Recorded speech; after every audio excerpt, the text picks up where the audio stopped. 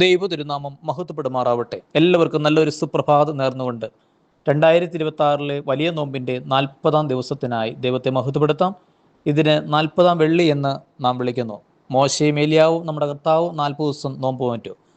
കാലാകാലങ്ങളിൽ വർഷാവർഷങ്ങളിൽ നമ്മളും വലിയ നോമ്പെടുക്കുമ്പോൾ നമ്മുടെ കർത്താവിൻ്റെ 40 ദിവസത്തെ മരുഭൂമിയിലെ ആ നോമ്പിൻ്റെ ദിനങ്ങളുടെ സ്മരണ ഇവിടെ 40-ാം ദിവസം പൂർത്തിയാക്കുന്ന ഇന്ന് നാം ധ്യാനിക്കുന്ന വിഷയം 40 ദിവസം യേശുതമ്പുരാൻ മരുഭൂമിയിൽ ഉപവാസവും നോമ്പും പ്രാർത്ഥനയുമായി കഴിഞ്ഞപ്പോൾ 40 ദിവസം കഴിഞ്ഞപ്പോൾ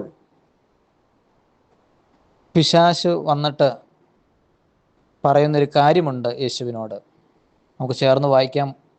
മത്തായിയുടെ സുവിശേഷം 4-ാം അധ്യായം 1 മുതലുള്ളതാണ് വേദഭാഗം. അവിടെ നമുക്ക് ചേർന്ന് വായിക്കാം.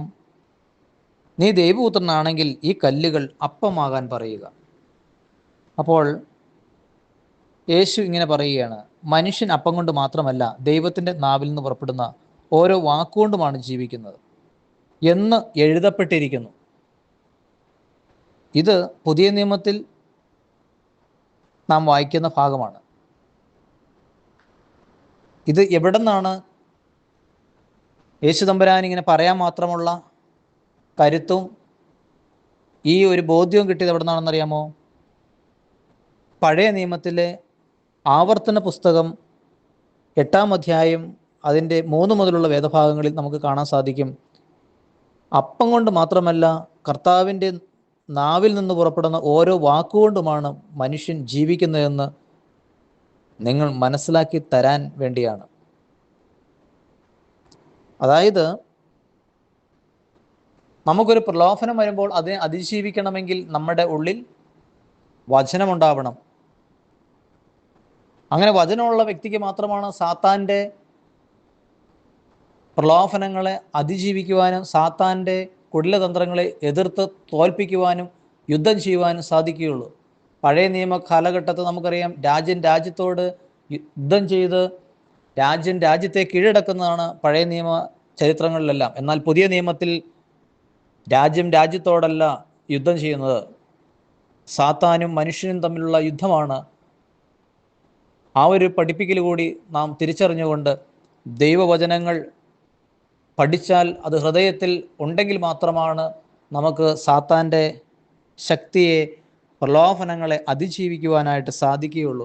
ആയതുകൊണ്ട് മകനെ മകളെ, ഈ വേദഭാഗത്തിലൂടെ 40-ാം വെള്ളി ദിനത്തിൽ മോശയുടെ മുഖമൊക്കെ നമുക്കറിയാം.